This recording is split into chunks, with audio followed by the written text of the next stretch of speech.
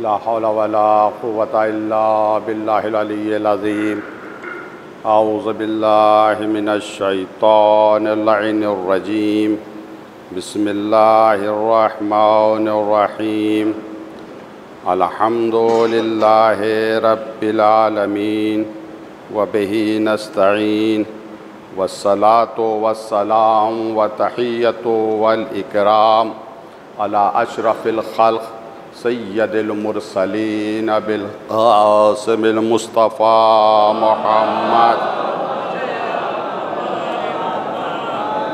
وعلى الطیبین الطاہرین ولعنۃ اللہ علی اعدائہم اجمعین اما بعد یا عباد اللہ اوصیکم ونفسی بتقوی اللہ میں اپنے آپ کو اور آپ تمام حضرات کو تقوی الہی اختیار کرنے کی وصیت کر رہا ہوں۔ پروردگار ہم سب کو اتنی توفیق دے کہ ہم ہمیشہ راہ راست پر باقی رہیں، ہمارے دلوں میں ہمیشہ تقوی الہی پایا جائے۔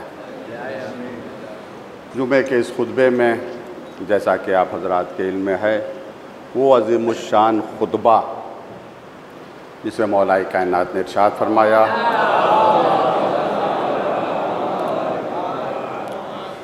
جب روز جمعہ عید غدیر پڑی، مولا منبر پر گئے اور ایک خطبہ آپ نے ارشاد فرمایا۔ اسی خطبے کے حوالے سے مسلسل گفتگو ہو رہی ہے۔ اس خطبے کو میں نے 21 ابواب میں 21 چیپٹر میں تقسیم کیا ہے۔ 14 باب میں بیان کر چکا ہوں، 15ویں باب کا ذکر تھا۔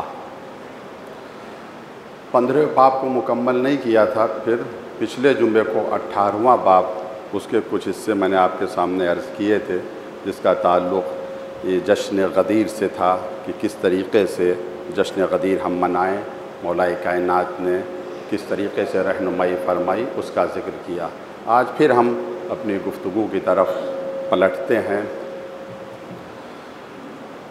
15ویں باب میں مولا کائنات نے مخاطب ہوتے فرمایا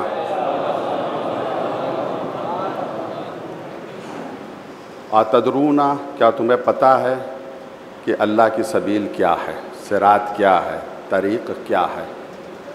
اس سے پہلے مولانا نے فرمایا کہ کچھ لوگ ایسے ہیں جو اللہ کی راہ میں قتال کرتے ہیں، کأنہم بنیان مرصوص، جیسے سیسا پلائی ہوئی دیوار، اس طریقے سے وہ اللہ کی راہ میں قتال کرتے ہیں۔ تمہیں پتہ ہے کہ اللہ کی سبیل کیا ہے، اللہ کا طریق کیا ہے، اس کا صراط کیا ہے۔ 3 لفظ مولا کائنات نے استعمال فرمائے، ایک صراط، ایک طریق اور ایک سبیل۔ لغت میں تینوں کے معنی تقریباً ایک ہی ہیں مگر فرق کے ساتھ۔ صراط سیدھے راستے کو کہتے ہیں، جیسا کہ سورہ حمد میں آپ پڑھتے ہیں اہدنا الصراط المستقیم، جو بالکل سیدھا راستہ ہو اسے صراط کہتے ہیں۔ طریق اس راستے کو کہتے ہیں جس پر عام طور سے لوگ چلتے ہوں، وہ طریق کہلاتا ہے۔ سبیل کسے کہتے ہیں؟ یہ صراط اور طریق کے حوالے سے میں پچھلے جمعے کے سے پچھلے جمعے کو عرض کر چکا ہوں۔ آج سبیل کے اوپر گفتگو کہ سبیل کسے کہتے ہیں۔ سبیل کی جمع ہے سبل، بہت سے راستے، جو فرعی راستے ہوتے ہیں انہیں سبیل کہا جاتا ہے۔ سمجھانے کے لیے ہم یہ کہہ سکتے ہیں، مطلب ایک مثال دے رہا ہوں تاکہ بعد بچے بھی سمجھ جائیں کہ صراط، طریق اور سبیل میں کیا فرق ہے۔ ایک ہائی وے ہے جو سیدھا منزل تک پہنچا دیتا ہے، مثلا آپ کو آگرہ جانا ہے، ایکسپریس وے، وہاں تک پہنچ گئے تو اب کسی سے پوچھنے کی ضرورت نہیں، وہ سیدھا آپ کو آگرہ یا دہلی جہاں بھی جانا وہ پہنچا دے گا۔ یہ صراط ہے جو سیدھا جا رہا ہے۔ طریق وہ راستہ عام طور پر جس راستے پر لوگ چلتے ہیں، مسلوک راستہ ہو، اسے طریق کہتے ہیں۔ سبل کئی راستے، یعنی کبھی کبھی ایسا ہوتا ہے نا کہ آپ کو منزل پر جانا ہے تو آپ گلیوں سے جاتے ہیں، کوچوں سے جاتے ہیں، فرعی راستوں سے جاتے ہیں۔ ان فرعی راستوں کو سبیل کہتے ہیں۔ اس کی جمع سبل ہے۔ منزل سب کی قرب خدا ہے، منزل سب کی جنت ہے۔ جانے کے ایک تو سیدھا راستہ چلا گیا ہے، ایک وہ راستہ جس پر عام لوگ چلتے ہیں، ایک جو گلیے سے ہو کر جاتا ہے۔ کسی بھی راستے پر تم چلو، جنت پہنچنے کے لیے ہر راستے پر تمہیں علی نظر آئے گا۔ کیسے بھی جاؤ تم، ہر راستے پر تمہیں یعنی علی ہی راستہ ہے، اس سے ہٹ کرنے۔ صرف ایک منزل ایسی ہے کہ جہاں پر امام علی نظر نہیں آئیں گے، اگر وہ منزل اختیار کر لی ہے تو مرضی ہے، اور وہ ہے جہنم۔ اس راستے پر چلو گے تو دشمنان علی نظر آئیں گے، امام علی نظر نہیں آئیں گے۔ بس سبل بہت ہی، اب وقت نہیں ہے، میں صرف ایک دو باتوں کی طرف اشارہ کرنا چاہتا ہوں۔ سبیل، یہ آپ لفظ سنا کرتے ہیں، سبیل خدا، اللہ کا راستہ، اللہ کا راستہ، اللہ کا راستہ۔ یہ اللہ کا راستہ بہت واضح، بہت کلیئر ہے۔ دیکھیے، صراط سیدھا راستہ، طریق جس پر عام طور سے لوگ چلتے ہو، سبیل گلیوں والا راستہ۔ تو کبھی کبھی انسان جو ہے ٹریفک میں جب پھنس جاتا ہے تو گلیوں سے گزرتا ہے، پھر سیدھے راستے کے اوپر آ جاتا ہے۔ کہیں کے اوپر بھی، کسی بھی راستے پر ہم چلیں، اگر ہماری منزل جنت ہے، ہر موڑ پر، ہر گلی پر، ہر چوراہے پر ایک ہی شکل، ایک ہی صورت نظر آئے گی، وہ امام علی علیہ السلام کی ہوگی۔ اب تو امام علی خود سبیل ہیں، سبیل اللہ، خود آپ نے فرمایا انا سبیلو، میں سبیل ہوں، اللہ کا راستہ میں ہوں، میرے علاوہ اللہ کا راستہ کوئی۔ علی ایک کردار کا نام ہے۔ اب جب مولا کائنات سبیل ہیں، اللہ کا راستہ ہیں مولا کائنات، تو ہماری کیا ذمہ داری ہے کہ ہم اس راستے تک لوگوں کو بلائیں، اس راستے کی طرف لوگوں کو بلائیں۔ دیکھیے، لوگ جہنم کے راستے کی طرف جا رہے ہیں، ہماری ذمہ داری صرف اتنی ہے کہ جو لوگ جہنم کے راستے پر جا رہے ہیں، ہم انہیں جہنم کے راستے سے ہٹا کر جنت کے راستے پر لگا دیں۔ تو منزل تک تو خود ہی اہل بیت امام علی علیہ السلام پہنچا دیں گے۔ کس طریقے سے ہم سبیل کی طرف لوگوں کو بلائیں؟ قرآن نے ہماری رہنمائی کی، وَادُعُ إِلَىٰ سَبِيلِ رَبِّكَ بِالْحِكْمَةِ وَالْمَوْعِظَةِ الْحَسَنَةِ، اللہ کے سبیل کی طرف، اللہ کے راستے کی طرف بلاؤ، دعوت دو، حکمت کے ذریعے سے، بالحکمت والموعظۃ الحسنہ، اور اچھی گفتگو کے ذریعے سے۔ واعظ و نصیحت تمہاری اچھی ہو، نہ اتنی ڈرانے والی واعظ و نصیحت ہو کہ لوگ مایوس ہو جائیں، نہ اتنا امید دلاؤ کہ لوگ عمل کرنا چھوڑ دیں۔ بیچ کا جادلہم باللتی ہی احسن، مناظرہ کرو لوگوں سے، گفتگو کرو لوگوں سے، مگر طریقہ تمہارا کیا ہونا چاہیے؟ احسن ہونا چاہیے، اچھا طریقہ ہونا چاہیے۔ تو سبیل مولا کائنات ہے، وَادُعُ إِلَىٰ سَبِيلِ رَبِّكَ بِالْحِكْمَةِ وَالْمَوْعِظَةِ الْحَسَنَةِ، سبیل مولا کائنات کے راستے کی طرف ہم لوگوں کو بلائیں، حکمت کے ذریعے سے اور واعظ و نصیحت کے ذریعے سے، طنز کر کے نہیں، گالی دے کر نہیں، برا بھلا کر کے نہیں، کیونکہ بہت سے لوگ ہیں جنہوں نے دشمنوں کا راستہ اختیار کر لیا ہے، نادانی کی وجہ سے اختیار کر لیا ہے، جہالت کی وجہ سے اختیار کر لیا۔ اس کے علاوہ اور بھی ریزن ہے، مگر عام ریزن تو یہی ہے۔ تو جو جاہل ہیں، جو نادان ہیں، غلط راستے پر جا رہے ہیں، تو طنز کر کے، گالیاں دے کر، برا بھلا کہہ کے ان کو ہم صحیح راستے پر نہیں لا سکتے ہیں۔ صحیح راستے پر لانے کے لیے صرف ایک ہے کہ ہم حکمت کے ذریعے کریں۔ اسی حوالے سے میں ایک دو حدیثیں آپ کے سامنے عرض کرنا چاہتا ہوں۔ ایک کتاب ہے تصحیح الاعتقادات، یہ شیخ مفید اور شیخ صدوق علیہ الرحمہ کی لکھی ہوئی کتاب ہے۔ اس میں اس حدیث کو نقل کیا گیا ہے۔ وہ حدیث یہ ہے کہ مخالطہ کرو، یعنی ملو جلو، لوگوں کے ساتھ ملو جلو، ظاہری اعتبار سے لوگوں کے ساتھ ملو۔ لوگوں سے مراد یہاں پر یعنی جو غیر شیعہ ہیں ان کے ساتھ تم رواداری کرو، ظاہری اعتبار سے ملو، لیکن جب تنہائی میں رہو تو اپنے کو ان سے جدا رکھو۔ مفہوم حدیثی کا یہ ہے کہ اپنے کو ان سے جدا رکھو، یعنی بظاہر ان کے ساتھ ملو جلو، رواداری کرو، لیکن دل سے ان کے ساتھ نہیں رہو۔ اب کوئی کہہ سکتا ہے کہ یہ تو نفاق ہوا، اچھا میں حدیث کو پورا کروں، کب تک؟ جب تک حکومت بچوں کے ہاتھوں میں ہے۔ بظاہر ان کے ساتھ رہو لیکن دل سے مخالفت کرو۔ کب تک؟ جب تک حکومت بچے کر رہے ہیں۔ تو آپ کہیں گے بچے کہاں حکومت کر رہے ہیں؟ کہیں 80 سال کا بوڑھا حکومت کر رہا ہے، کہیں 70 سال کا بوڑھا حکومت کر رہا ہے، بچے کہاں حکومت کر رہے ہیں؟ دیکھیے اسلام نے کسے بالغ کہا ہے؟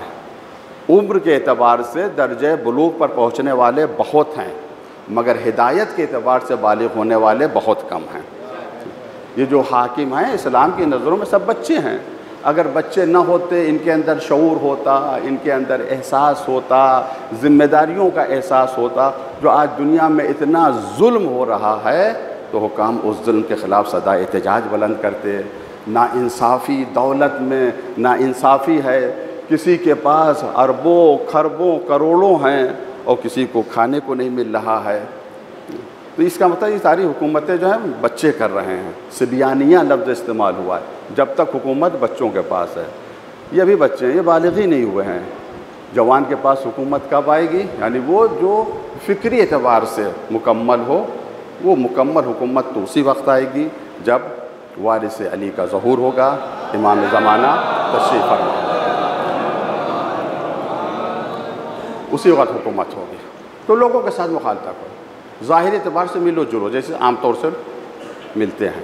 حکم دیا گیا ہے، قرآن نے کہا قولوا للناس حسنا، لوگوں سے اچھی طریقے سے ملو۔ للناس، ناس کہا گیا ہے، اچھی طریقے سے ملو لوگوں سے۔ پیسے کے ذریعے سے تم سب کو خوش نہیں کر سکتے، مگر اچھے اخلاق سے تو تم سب کو خوش کر سکتے ہو۔ اچھے اخلاق سے سب کے ساتھ پیش آؤ۔ ہو سکتا ہے کسی کے ذہن میں سوال آئے تو یہ تو منافقت ہو گئی کہ بظاہر ان سے مل رہے ہیں، ہاتھ ملا رہے ہیں، ان سے گلے مل رہے ہیں، مگر دل نہیں مل رہا ہے۔ دیکھیے مومن اور منافق کا دل کبھی نہیں مل سکتا، یہ بات بالکل طے ہے، کبھی نہیں مل سکتا۔ مولائے کائنات 25 سال تک ان کے درمیان رہے، خاموش رہے، ان کے ساتھ اٹھتے تھے، بیٹھتے تھے، ان کی مشکلات کو حل کرتے تھے۔ ہر مشکل میں یہ مولا کے پاس آتے تھے، اور جب مشکل حل ہو جاتی تھی تو کہتے تھے لولا علی لہلاکا، اگر علی نہ ہوتے تو میں ہلاک ہو جاتا۔ ایک نہیں 70 مرتبہ کہا، ایک نے نہیں سب نے کہا کہ اگر علی نہ ہوتے تو ہم ہلاک ہو جاتے۔ مگر مولا نے کس طریقے سے ان کے ساتھ مخالطہ کیا؟ ملے ان کے ساتھ، دل سے ملے نہیں۔ خطبہ شقشقیہ گواہ ہے، نہج البلاغہ گواہ ہے، مولا فرماتے ہیں اس طرح سے میں نے زندگی گزاری کہ میری آنکھوں میں تنکا تھا، گلے میں ہڈی پھنسی ہوئی تھی۔ اب آپ تصور کریں کہ جس کی ایک چھوٹا سا تنکا آنکھوں میں پڑ جاتا تو انسان کتنا پریشان ہوتا ہے، بے چین ہوتا ہے، جس سے گلے میں ہڈی۔ اس طریقے سے میں نے زندگی گزاری۔ تو منافق کے ساتھ دل تو نہیں مل سکتا ہے، دل نہیں مل سکتا منافق کے ساتھ، مگر ہاں شریعت کا حکم ہے ملو ان سے۔ میں کیوں ملنے کی تاکید کی گئی ہے اس کی طرف میں وضاحت کروں گا۔ پہلے میں اس سوال کا جواب دے دوں کہ لوگ کہتے ہیں یہ تو نفاق ہو گیا کہ بظاہر جو ہے ہاتھ ملا رہے ہیں مگر دل نہیں مل رہا ہے۔ تو روایت میں کیا ہے؟ ریا مع المومن، مومن کے ساتھ اگر آپ ریاکاری کریں تو یہ گناہ ہے۔ مومن کے ساتھ اگر آپ ریاکاری کریں تو یہ گناہ ہے، مگر یہی ریاکاری اگر منافق کے ساتھ کریں تو یہ عبادت ہے۔ یہی منافق کے ساتھ کریں تو یہ عبادت ہے۔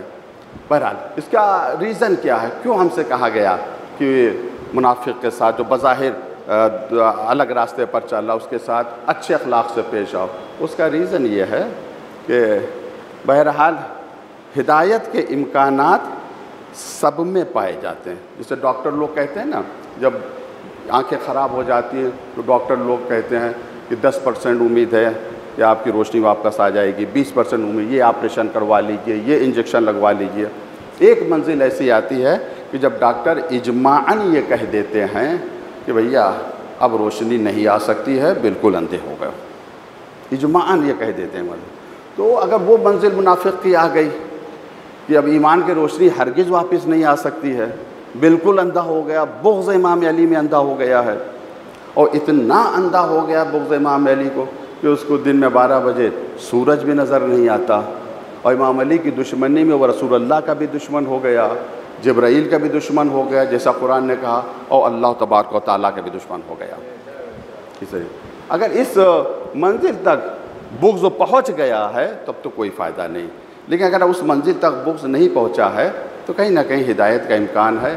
جہالت کی وجہ سے اکثر لوگ جہالت اور نادانی کی وجہ سے مستضعفین یعنی کمزور لوگ ہیں، وہ چونکہ ایسے فیملی میں پیدا ہوئے، ایسے خانوادے میں پیدا ہوئے، ایسے ماحول میں ان کی تربیت ہوئی کہ انہوں نے کچھ سنا ہی نہیں سوائے دشمنوں کے، اور دشمنوں کے فضائل ایسے سنے کہ ایک طرف پوری امت کے اعمال، دوسری طرف ان کے اعمال، وہ جنت کے بوڑھوں کے سردار وغیرہ وغیرہ۔ یہ سب حدیثیں پڑھ کے جس کے ذہن کی تربیت ہوئی ہو، لیکن اگر تھوڑا بہت امکان ہدایت پایا جا رہا ہے تو حکمت کے ذریعے سے، موعظت حسنہ کے ذریعے سے اگر انہیں صحیح راستے کی طرف بلایا جائے تو یقیناً وہ ضرور آئیں گے۔ اللہ کا راستہ واضح راستہ، روشن راستہ امام علی علیہ السلام کا ہے، لیکن اس راستے پر ہمیں چلنے کے لیے روشنی کی ضرورت ہے۔ یاد رکھیے، راستہ ہوتا ہے تو چراغ بھی ہوتے ہیں، لائٹس بھی ہوتی ہیں، اسٹریٹ لائٹ لگی رہتی ہیں، تبھی تو راستہ دکھائی دیتا ہے، سمجھے؟ تو لائٹیں بھی ہیں۔ امام علی ایک غدیر، ایک راستہ ہے۔ لائٹ کیا ہے؟ روشنی کیا ہے؟ سرکار سید الشہداء حضرت امام حسین علیہ السلام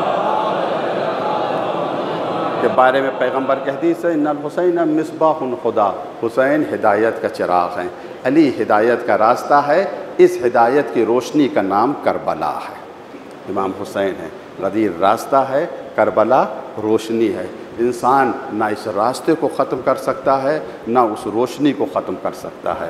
شرط یہ ہے کہ صرف راستے کا ہونا کافی نہیں ہے، صرف روشنی کا ہونا کافی نہیں ہے، شرط یہ ہے کہ آنکھیں بھی ہوں جو راستے کو دیکھ رہی ہوں اور روشنی سے استفادہ کر رہی ہوں۔ کربلا روشنی ہے، کربلا لائٹ ہے، غدیر راستہ ہے، آنکھیں ہونا چاہیے۔ ہماری ذمہ داری ہے، الحمدللہ ہمارا مجمع 100% بابصیرت ہے، سب کی آنکھیں الحمدللہ، تھوڑا بہت گڑبڑی ہے وہ بھی انشاءاللہ چشمہ وشمہ لگا لیا جائے گا، واعظ و نصیحت کا چشمہ لگ جائے گا، وہ راستہ دکھائی دینے لگے گا۔ یہ لوگ جو بھٹکے ہوئے ہیں ان کو لائیں اس راستے پر، ان سے کہیں کہ بھیا چشمہ لگا لو۔ راستہ طنز نہیں ہے، راستہ گالی اور گلوج نہیں ہے، راستہ ان کو برا بھلا کہنا نہیں ہے۔ سیدھے سادے لوگوں کو واعظ و نصیحت کے ذریعے سے، امام علی کے صحیح فضائل پڑھ کے، امام علی کا پیغام پہنچا کر، قرآن کی آیتوں سے استدلال کر کر، حدیثیں پڑھ کر ان کو صحیح راستے کی طرف بلائیں، انشاءاللہ صحیح راستے کی طرف وہ آئیں گے۔ علی صراط بھی ہیں، علی طریق بھی ہیں، علی سبیل بھی ہیں۔ صراط ایسا کہ ہر مسلمان دعا کر رہا ہے، اہدنا الصراط المستقیم، جس صراط مستقیم کی دعا کر رہے ہو وہ کوئی اور صراط نہیں ہے، اس کا نام علی بن ابی طالب علیہ السلام ہے۔ ہماری دعا ہے پروردگار ہم سب کو ہمیشہ اس صراط مستقیم پر گامزن رکھے، ہمیشہ ہم اس راستے پر چلتے رہیں۔ پروردگار اس واسطہ محمد و آل محمد کا ہم سب کو اتنی توفیق دے کہ ہم حکمت کے ذریعے سے، واعظ و نصیحت کے ذریعے سے سبیل خدا کی طرف، امام علی کی طرف لوگوں کو بلا سکیں۔ وآخر دعوانا ان الحمدللہ رب العالمین۔ بسم اللہ الرحمن الرحیم۔ قل هو اللہ احد اللہ الصمد لم یلد ولم یولد ولم یکن له کفوا احد۔ صدق اللہ العلی العظیم۔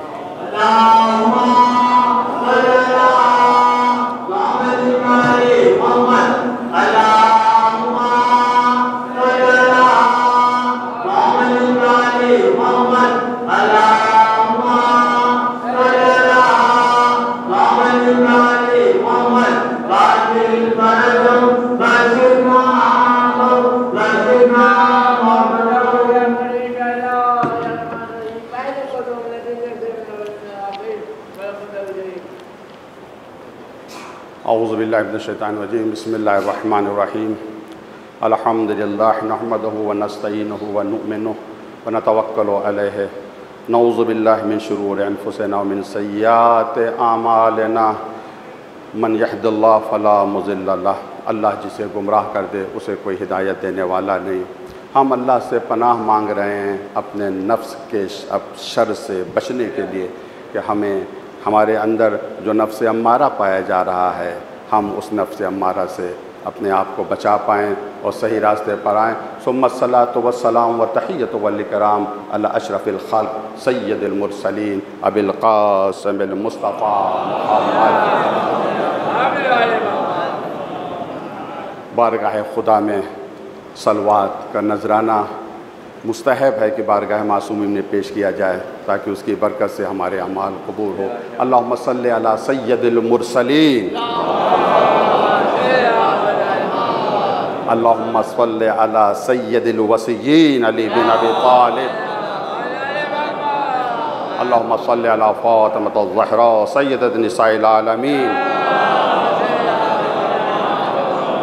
اللہم صلی علی سیدی شباب اہل الجنہ الحسن والحسین،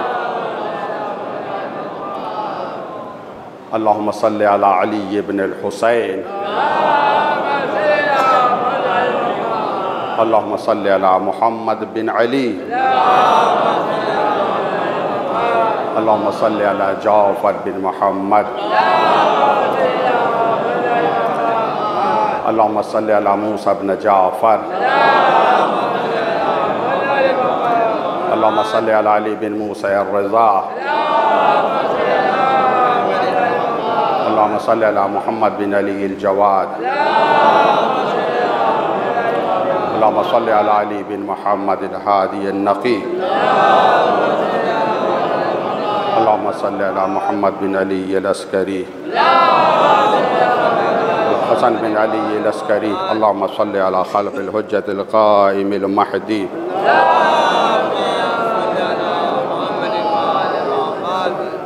اوصیکم عباد اللہ بتقوی اللہ۔ ہم اپنے آپ کو اور آپ تمام حضرات کو تقوی الہی اختیار کرنے کی وصیت کر رہے ہیں، نصیحت کر رہے ہیں۔ پروردگار ہم سب کو اتنی توفیق دے کہ ہمارے دلوں میں، ہمارے قلوب میں ہمیشہ تقوی رہے، ہم اس سے ڈرتے رہیں۔ اس دوسرے خطبے میں جیسا کہ آپ حضرات کے علم ہے کہ مناسبت کے حوالے سے حالات کے اعتبار سے گفتگو کی جا رہی ہے۔ ایک بہت بڑی مناسبت گزر چکی ہے عید قدیر کی، ایک اور بڑی مناسبت آنے والی ہے عید مباہلہ کی۔ ان دونوں عیدوں کا میں بعد میں ذکر کروں گا۔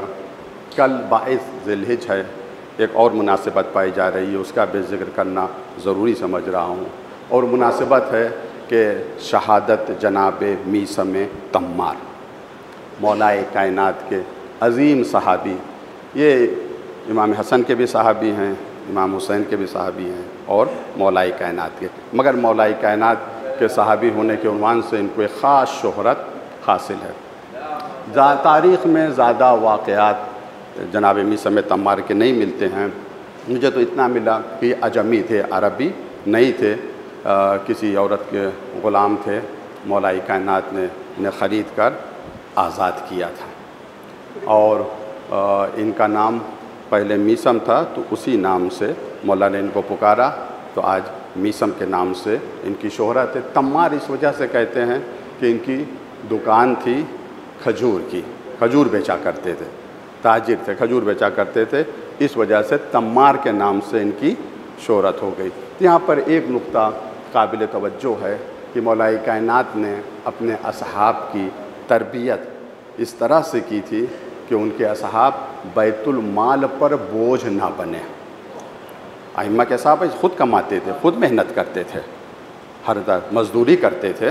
میں کسی خطبے میں عرض کر چکا ہوں کہ پیغمبر اسلام جب مدینے آئے، ایک صحابی تھا، اسے ہاتھ ملایا ہے تو اس کے ہاتھ کھردرے تھے، تو پیغمبر نے کہا تمہارے ہاتھ کھردرے کیوں ہیں؟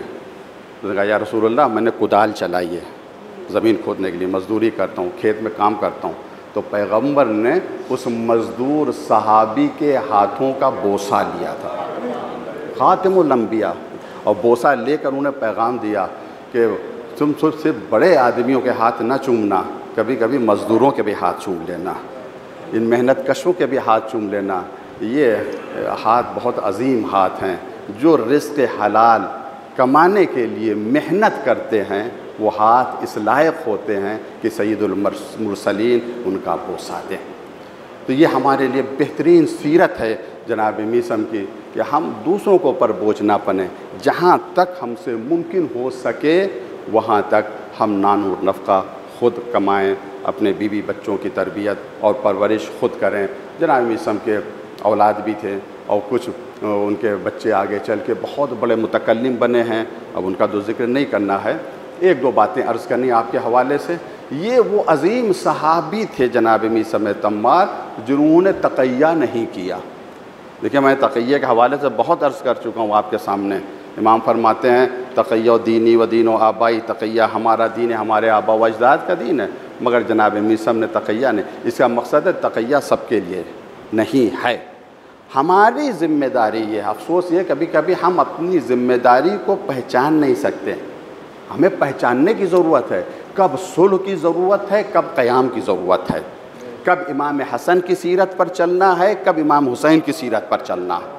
ایسا نہیں کہ ہمیشہ امام حسین کی سیرت پر چلنا ہے یا ہمیشہ امام حسن علیہ السلام کی سیرت پر چلنا ہے۔ حالات کے اعتبار سے، زمانے کے اعتبار سے ہمیں یہ طے کرنا ہے کہ شریعت کی روشنی میں ہم کیا فیصلہ کریں۔ اب ہمارے لیے سیرت امام حسن حجت ہے یا سیرت امام حسین، اب ہمیں میدان میں آنا ہے یا صبر کرنا ہے، یہ ہماری ذمہ داری ہے۔ تو یہ تقیہ نہیں کیا جناب میثم نے۔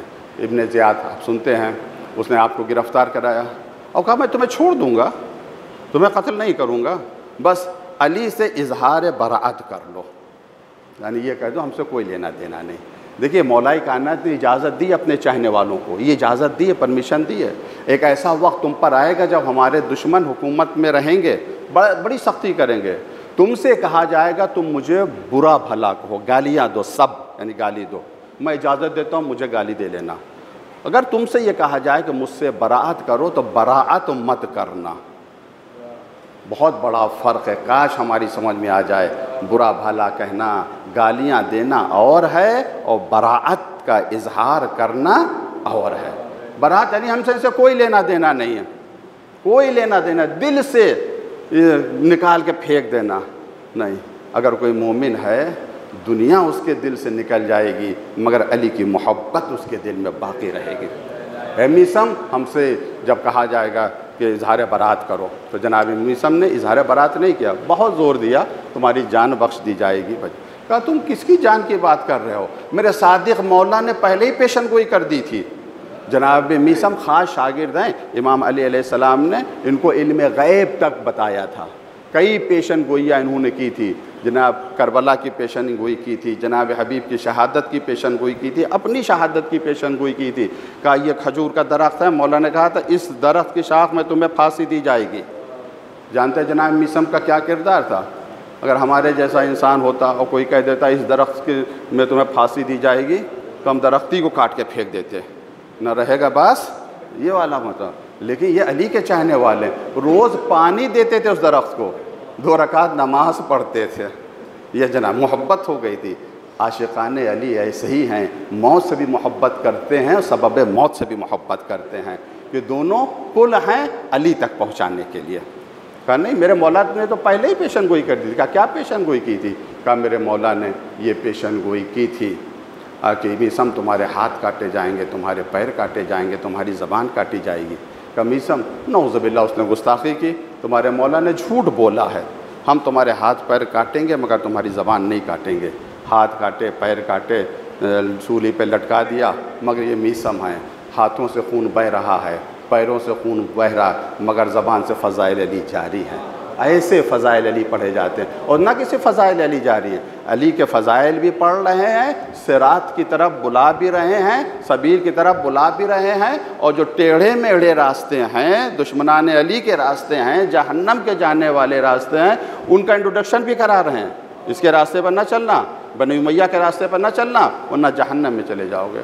آیا کارندہ ابن ذات کے پاس، یہ تیری حکومت چلی جائے گی اگر میثم نے کچھ دیر اور بول دیا تو ظالموں کی حکومت کو اکھاڑنے کے لیے میثم کے 5 منٹ کی تقریر کافی ہے۔ 10 منٹ کی ان کی تقریر کافی ہے، اکھاڑ کے تمہیں پھینک دیں گے۔ کہا جاؤ زبان کاٹ لو۔ زبان نہیں کاٹ رہے ہیں، یہ علی کی صداقت کی گواہی دے رہے ہیں۔ جناب میثم کی زبان کٹ گئی، جناب میثم شہید ہو گئے، مگر ہم سب کے لیے انہیں پیغام چھوڑا، جب تک زندہ رہنا علی کا ساتھ نہ چھوڑنا، مرنا تو سبھی کو ایک نہ ایک دن، موت تو آئے گی، چاہے ہاسپٹل میں آئے، ایریا رگڑ رگڑ کر مرے، انجیکشن لگوا کر مرے، آئی سی یو میں جا کے مرے، یا علی کی راہ میں اسے موت آ جائے۔ علی کو کبھی مت چھوڑنا۔ ہماری دعا یہ ہے پروردگار ہم سب کو اتنی توفیق دے، میرے اللہ ہم سب کو اتنی توفیق دے۔ کہ ہمیشہ ہمارے دلوں میں امام علی کی محبت قائم رہے۔ دو مناسبتیں اور ہیں، ایک تو گزر چکی ہے عید غدیر، دوسری عید مباہلہ۔ یہ بہت ہی بڑی مناسبت ہے اور اس میں بھی امام علی علیہ السلام کی بہت بڑی فضیلت ہے۔ آپ سنا کرتے ہیں کہ مباہلہ ہوا ہے۔ مباہلہ کیا تھا؟ طریقہ کیا تھا مباہلہ کا؟ یہ عربوں کا پرانا ایک دستور تھا، ایک طریقہ تھا۔ جب دو گروہ آپس میں ٹکراتے تھے اور کوئی سمجھوتا نہیں ہو پاتا تھا کہ کون حق پر ہے کون باطل پر ہے، کسی طریقے کا کوئی سمجھوتا جب نہیں ہو پاتا تھا تو دونوں آپس میں طے کرتے تھے چلو بستی سے باہر نکلیں، ایک وقت صبح کا وقت کسی وقت نکلیں، میدان میں آ جائیں، ہم سب ایک اپنا ہاتھ دوسرے کے ہاتھ میں دیں، اس طریقے سے، اور پھر مباہلہ کریں۔ مباہلہ یعنی جو باطل پر ہے اس پر لعنت بھیجیں، جو جھوٹا ہے اس پر لعنت بھیجیں۔ تو لوگ ایسا کرتے تھے۔ تو کہا جاتا ہے، مشہور یہی ہے کہ جب مباہلہ ہوتا تھا پنجے میں پنجے سے پنجہ لڑایا جاتا تھا، باطل کا پنجہ ٹوٹ جاتا تھا، شل ہو جاتا تھا، اور جو حق پر رہتا تھا اس کا پنجہ صحیح و سالم رہتا تھا۔ یہ تو آج عالم مبارک میں جو پنجہ نظر آتا ہے، حقیقت میں یہ کربلا کی فتح کا اعلان ہے اور مباہلے کی فتح کا اعلان ہے، جہاں باطل کا پنجے کو شکست ملی تھی۔ تو طے ہوا تھا مباہلہ کرو۔ مباہلہ کس سے ہوا؟ سنا کرتے ہیں مجالس میں آپ کہ وہ عیسائی آئے نجران کے، نصارہ و پیغمبر سے جناب عیسیٰ کے بارے میں گفتگو کی کہ عیسیٰ اللہ کے بیٹے ہیں۔ پیغمبر نے بہت سمجھایا، مثل عیسیٰ، اللہ کی مثال عیسیٰ کے نزد عیسیٰ کی ایسی ہے جیسے آدم کی، ان کو تو بغیر ماں باپ کے پیدا کیا، اگر اسی وجہ سے عیسیٰ کو اللہ کا بیٹا مان رہے ہو کہ ان کے کوئی باپ نہیں، تو آدم تو اس سے زیادہ حقدار ہے کہ انہیں اللہ کا بیٹا مانا جائے، ان کے ماں باپ دونوں نہیں ہیں۔ بہت سمجھایا مگر ان کی سمجھ میں بات نہیں آئی۔ آخر میں مباہلے کے اوپر بات ٹھہری، فمن حاجک فیہ من بعد ما جاءک من العلم فقل تعالوا ندعو ابناءنا وابناءکم وانفسنا وانفسکم ونساءنا ونساءکم۔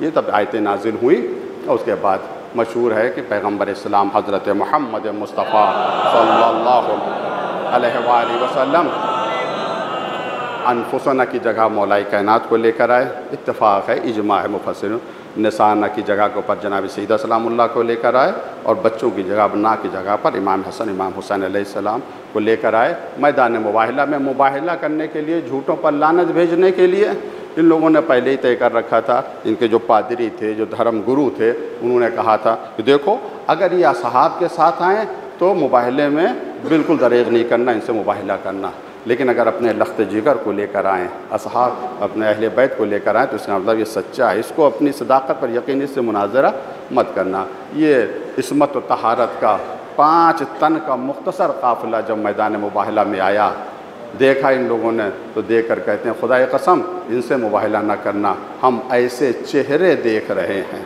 اگر یہ دعا کر دیں تو پہاڑ بھی اپنی جگہ سے ہٹ جائے۔ پیغمبر کی شان سے آئے کہ ایک شہزادہ گود میں ہے، ایک شہزادہ انگلی پکڑے ہوئے ہے، پیچھے جناب سیدہ سلام اللہ علیہ، اس کے پیچھے مولائے کائنات۔ خیر انہوں نے مباہلہ نہیں کیا، اور اس کے بعد جزیہ دینا یعنی ٹیکس دینا منظور کر لیا اور وہاں سے چلے گئے۔ اس میں کچھ لوگ مسلمان بھی ہو گئے تھے۔ آج بھی عید مباہلہ منائی جاتی ہے، اس کے اعمال ہیں، اس کی دعائیں ہیں، دعاؤں کی کتابوں میں آپ کو یہ اعمال مل جائیں گے، آپ کو یہ دعائیں مل جائیں گی انشاءاللہ۔ پروردگار عید مباہلہ کے صدقے میں ہم سب کو اتنی توفیق دے کہ ہم ہمیشہ سے پنجتن پاک کی سیرت پر چلتے رہیں۔ اب یہاں پہ ایک دو نقطے کی طرف میں اشارہ کرنا چاہتا ہوں۔ میں نے بھی کچھ دیر پہلے عرض کیا تھا کہ سب سے بڑی بات یہ کہ ہم اپنی ذمہ داری کو سمجھیں، اس کے اوپر عمل کریں۔ جناب سیدہ سلام اللہ علیہ میدان میں نہیں آتی ہیں، میدان میں نہیں آتی ہیں، وہ مسجد میں بھی نہیں آتی ہیں، بچوں کو بھیجتی ہیں، جاؤ دیکھو تمہارے نانا کیا خطبہ دے رہے ہیں، بعد میں بچوں سے پوچھتی ہیں، مگر یہی میدان میں آ رہی ہیں۔ کہہ سکتی تھی اپنے بابا سے، بابا میں تو خاتون ہوں، میرے لیے گھر میں بیٹھنا زیادہ بہتر ہے، میدان میں آنا نہیں، خوشی خوشی آ جاتی ہے۔ اس کا مقصد یہ ہے کہ جب اسلام کو ضرورت ہو گھر میں بیٹھنے کی تو گھر میں بیٹھو، اور جب اسلام کو ضرورت ہو گھر سے باہر آؤ، میدان میں آؤ، تو تمہارا میدان میں آنا ضروری ہو جاتا ہے۔ ہمیں یہی کوشش کرنا چاہیے کہ ہم اپنی ذمہ داریوں کو ادا کریں۔ عید غدیر گزر چکی ہے، آپ نے جشن کیا، محفلیں کی، کھانا کھایا کھلایا۔ میں پچھلے جمعے کو عرض کر چکا ہوں کہ بہت بڑا ثواب تھا، 1 درہم کا خرچ کرنے کا ثواب 1 لاکھ کے برابر۔ یہ سب باتیں میں پچھلے جمعے کو عرض کر چکا ہوں۔ ایک سوال ہے، 2-3 منٹ کے اندر میں گفتگو تمام کر رہا ہوں، کہ جس کی شان میں آئے مباہلہ ہو، جس کی شان میں آئے بلغ ہو، اتنی آیتیں ہیں، اس کو امت نے کیوں چھوڑ دیا؟ امام علی حق ہیں، پیغمبر فرمایا علی مع الحق والحق مع علی، علی حق کے ساتھ ہے، حق علی کے ساتھ ہے۔ اس حق کو کیوں چھوڑ دیا؟ آج وجہ کیا؟ کچھ لوگ کہتے ہیں جو سادہ دل ہوتے ہیں، اگر اتنے ہی کلیئر نص ہوتی علی کے اوپر تو یہ مسلمان علی کو کیوں چھوڑ دیتے؟ سبھی علی کو پہلا امام مانتے۔ اس کی وجہ کیا ہے؟ اس کے اسباب کیا ہیں؟ علماء نے اس کے اسباب ذکر کیے ہیں۔ 5 اسباب ہیں جس کی وجہ سے امت نے امام علی کو چھوڑ دیا ہے۔ ایک سبب اور ہے، اب وقت نہیں ہے کہ میں تمام اسباب کو تفصیل سے بیان کر سکوں، جہاں تک وقت نے اجازت دی میں صرف اجمالاً عرض کروں گا۔ پہلا سبب یہ ہے کہ لوگوں نے جو امام علی کو چھوڑ دیا، ترک کر دیا، وہ کیا تھا؟ دنیا طلبی تھی، دنیا سے محبت تھی، منصب سے محبت تھی۔ انہیں پتہ تھا کہ اگر علی رسول کی جگہ کو پر آ گئے تو ہماری دنیا نہیں بن سکتی ہے، ہمیں جاہ نہیں ملے گا، ہمیں منصب نہیں ملے گا۔ کچھ لوگوں نے منصب کی لالچ میں امام علی سے بیعت کی تھی، لیکن اس بیعت کو توڑ دیا جب ان کو عہدہ نہیں ملا، جب ان کو منصب نہیں ملا۔ طلحہ و زبیر کی مثالیں ہمارے سامنے ہیں۔ تو دنیا کی لالچ میں انسان اندھا ہو جاتا ہے، منصب کے لالچ میں انسان اندھا ہو جاتا ہے، اسے حق نہیں دکھائی دیتا۔ انہوں نے دیکھ لیا کہ علی اگر آ گئے یہاں کو پر تو ہمیں کچھ ملنے والا نہیں، اس وجہ سے اپنی دنیا کو بچانے کے لیے حق کو چھوڑ دیا۔ ایک اور ریزن تھا جس کی وجہ سے امام علی کو لوگوں نے چھوڑ دیا، وہ نفاق تھا، لوگوں کا منافقت تھی دلوں میں پائی جاتی تھی، اس کے بھی اسباب ہیں۔ ایک اور اہم سبب تھا، وہ کیا؟ قبائلی نفرت۔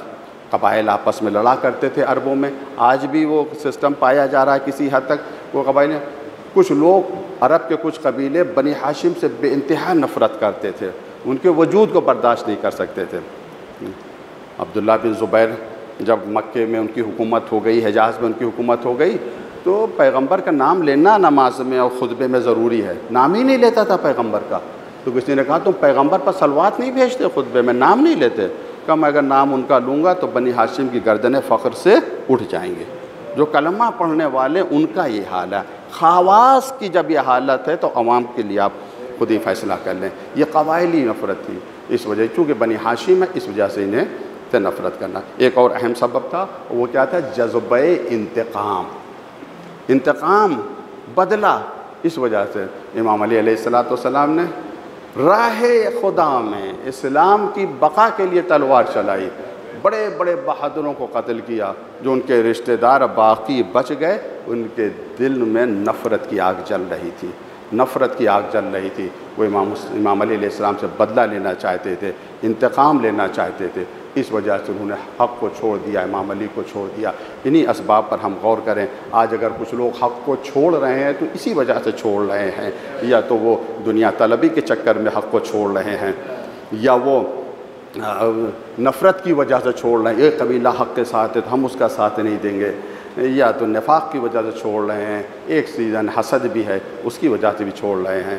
ہماری یہی دعا ہے پروردگار ہم سب کو اتنی توفیق دے کہ ہم ہمیشہ علی کے راستے پر رہیں، حق کے راستے پر رہیں، کبھی بھی حق کا راستہ نہ چھوڑیں۔ میرا اللہ تجھے محمد و آل محمد کا واسطہ ہم سب کی عبادت کو قبول فرما، ہماری نماز اور روزے اور مجلسوں کا ثواب مرتے دم تک محفوظ فرما۔ بہت سے بیماروں نے دعا کے لیے کہا ہے، شفا کے لیے کہا ہے، پروردگار سب کو شفا کامل اور عاجل عطا فرما۔ امام جمعہ محترم آفتاب شریعت مولانا قلعہ جواز صاحب قبلہ گھٹنوں میں ان کے پرابلم ہیں، بیٹھ کے نماز پڑھ رہے ہیں، پروردگار انہیں شفا کامل اور عاجل عطا فرما۔ پروردگار ہم سب کی پریشانیوں کو دور فرما، جو بے اولاد ہیں انہیں اولاد عطا فرما، جن کی اولاد ہے ان کی اولاد کو نیک و صالح بنا، مظلومین کی مدد فرما، خصوصاً غزہ و فلسطین کی مظلوم عوام کی مدد و نصرت فرما، جو لوگ ان مظلوم عوام کی مدد کر رہے ہیں ان کی مدد و نصرت فرما، ظالموں کو نیست و نابود فرما، امام کے ظہور میں تعجیل فرما، ہمیں اتنی توفیق ہے اپنے امام کو پہچان سکیں، ان کی اطاعت کر سکیں۔ اللهم تقبل منا إنك أنت السميع العليم. أعوذ بالله من الشيطان الرجيم. بسم الله الرحمن الرحيم. قل هو الله أحد الله الصمد لم يلد ولم يولد ولم يكن له كفوا أحد. صدق الله العلي العظيم.